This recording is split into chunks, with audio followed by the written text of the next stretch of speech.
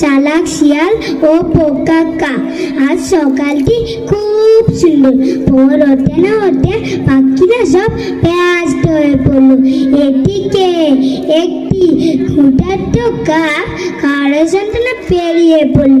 সকাল গড়ি দুপুর হয়ে গেল, তবু সে কোনো খাবার পেল না। সে ক্লান্ত হয়ে একটি গাছের ডালে গিয়ে বসলো। সে হঠাৎ গাছের নিচে পড়ে থাকা একটি মাংসের টুকরো দেখল। সে সেই মাংসের টুকরোটি তুলে নিয়ে আবার গাছের ডালে গিয়ে বসলো।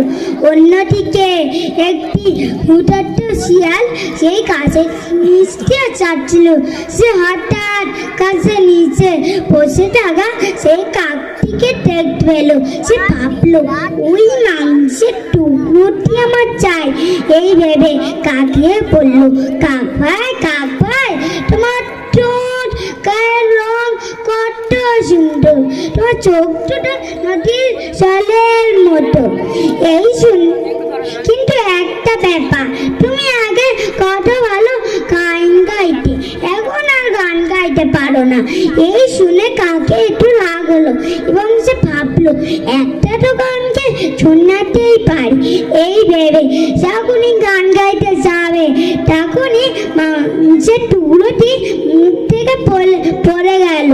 শিয়াল সেই মাংসের টুকরোটি তুলে নিয়ে আবার সেটাই থেকে চলে গেল। এই থেকে বোঝা যায় কারণ মিষ্টি কথায়